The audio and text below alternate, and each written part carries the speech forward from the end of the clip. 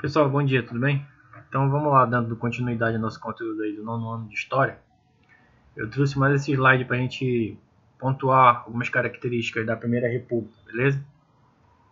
Então olha só, se falarem para ti, eu queria saber se tu sabes alguma coisa sobre a Primeira República ou República Velha. Tu tem que ter 3 pontos bases, 3 características presentes. Uma, o mandonismo, a segunda, o coronelismo e a terceira, o clientelismo.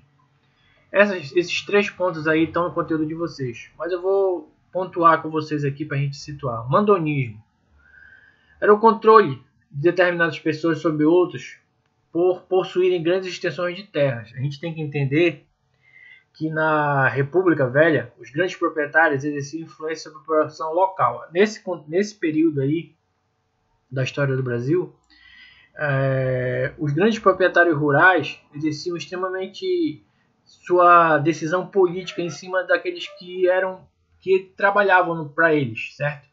Ou seja, eles impunham que as pessoas que trabalhavam para os grandes coronéis votassem no candidato do coronel, ou seja, o mandonismo, tá bem? Então, o coronelismo, prática em que o coronel também está associado, grande proprietário rural de terra, exercia seu domínio sobre populações locais de forma a conquistar os votos, ou seja, a imposição, foi aquilo que eu falei. A conquista do voto da população local acontecia, por exemplo, por meio da distribuição de cargos públicos que estavam sob o controle do coronel e também por intimidação. Essa intimidação era a prática mais corriqueira. E por último, o clientelismo, é a troca de favores, que é a prática entre os dois atores políticos desiguais, ou seja, essa prática não precisa da figura do coronel para acontecer por todas as entidades políticas superior que realizavam favor a outra política inferior, ou seja, a troca de favores. Tu votas em mim, no meu candidato, que quando ele subir, ele te coloca numa posição social melhor, beleza? Então é isso aí, vamos para frente.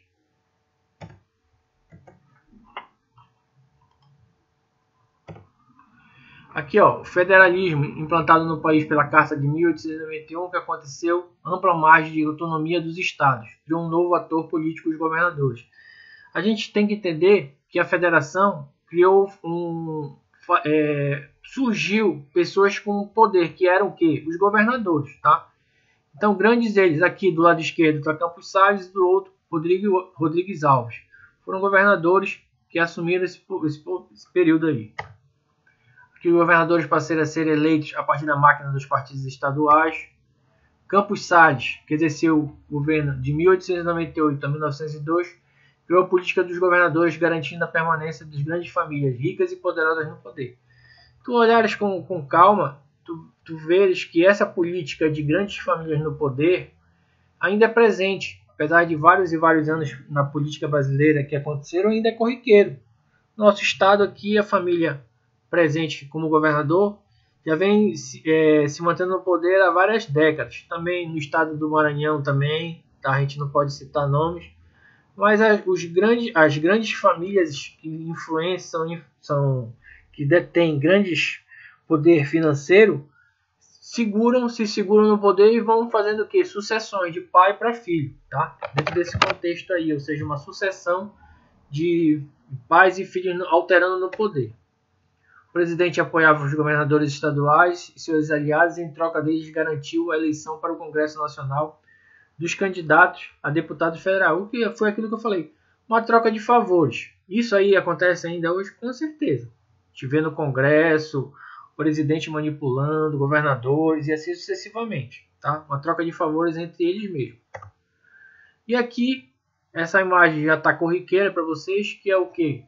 A imposição através das forças das armas para que a eleitora vote naquele candidato do coronel. Com a política dos governadores fortaleceu-se o quê? O coronelismo, tá? Aqui assim, ó, o chefe político local, no caso, o grande proprietário, utilizava-se de jagunços e agregados para manter e ampliar seus currais eleitorais, influenciando a vida política estadual. A gente tem que entender o seguinte, aqui são 3 grandes proprietários rurais, tá? Sentados, tu vê em posição bem vestidos, e são grandes proprietários rurais, produtores de café, grandes fazendeiros, que quando se aproximavam de uma eleição, por exemplo, uma eleição estadual, seja no Maranhão, no Pará, em qualquer estado, ou seja, federação, eles manipulavam. Esses currais eleitorais eram o quê? Pessoas que, na verdade, eram retratados como se fossem manipulados, ou seja, eles manipulavam para que aquelas pessoas que necessitavam trabalhar em suas terras não votassem de uma outra forma que não seja aquelas pessoas indicadas por eles próprios, tá? Não tem mistério nisso aí. Aqui tu tá vendo uma representação de jagunços, todos eles armados, muitos deles aqui em espadas ainda bem utilizadas na época, tá? Não só armas de fogo, mas ainda espada de intimidação por uma arma branca. Esses jagunços trabalhavam para os coronéis, tá? Esses jagunços aí, eles iam lá com as pessoas, os pobres, e diziam que eles tinham que votar. Muitas das vezes serviam como capataz, tá? Imposição de uma forma violenta. Ou tu votava naquilo, o candidato do patrão deles, ou tu poderia perder tua vida, tá? Jagunços do Contestado, essa imagem é Jagunços do Contestado de Santa Catarina. Aqui ainda havia disputa entre os coronéis envolvendo terras ou controle político do Estado. A gente tem que entender, aqui, bem aqui eu vou chamar a atenção para vocês, aqui ó, aqui e aqui principalmente da figura da igreja. Tá vendo aqui que existem militares, muitas das vezes esses proprietários rurais se desentendiam e um mandava matar o outro. Existiam assassinatos entre os próprios coronéis da época, ou seja, pela uma disputa de terra, ou seja, quanto maior o teu número de hectares, mais poder tu tinha pela época.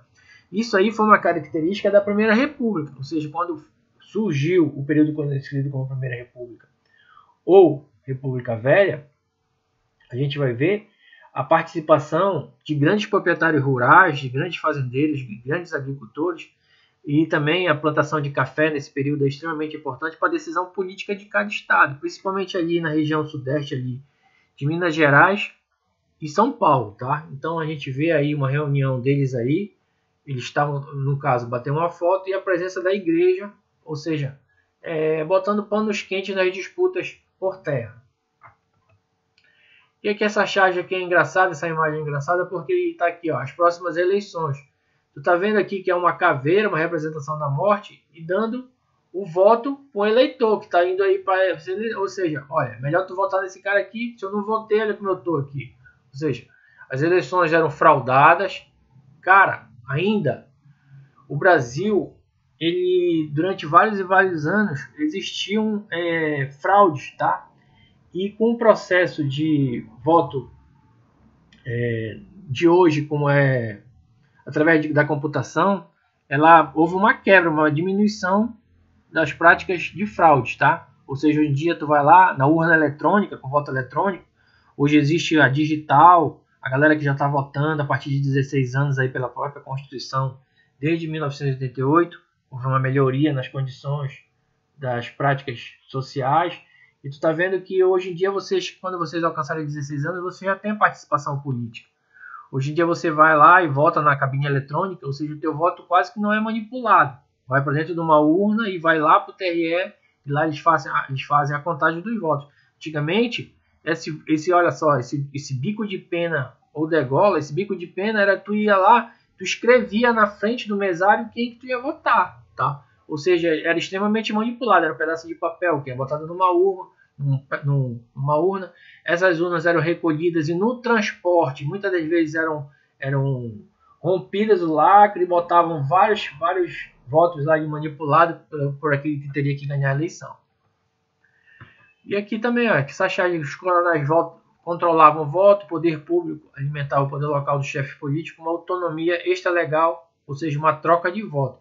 Olha só, ele está chamando o cara na marra para votar em quem ele quer.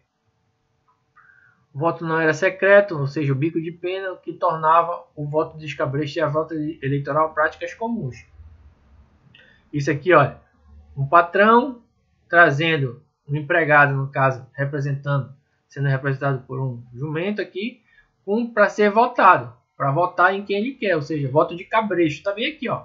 O cabresto ele votava em quem o grande proprietário rural queria, por isso que se chama voto de cabresto, tá? Fraude presente, dentro dessa prática aí da Primeira República. A aceitação dos resultados das eleições dependia da comissão de verificação, formada por deputados que recebiam as atas eleitorais dos estados e o livro de votação, tá? A partir daí, a fraude eleitoral passava a ser feita pela própria comissão de verificação, que podia determinar quem devia ser reconhecido como vencedor das eleições. Isso aí, galera, é o seguinte: quem tinha mais poder financeiro exercia o quê? Uma influência em quem ia fazer essa contagem de voto. Ou seja, ele ia lá, soltava uma mala de dinheiro e o cara dizia quem ganhou foi o fulano de tal.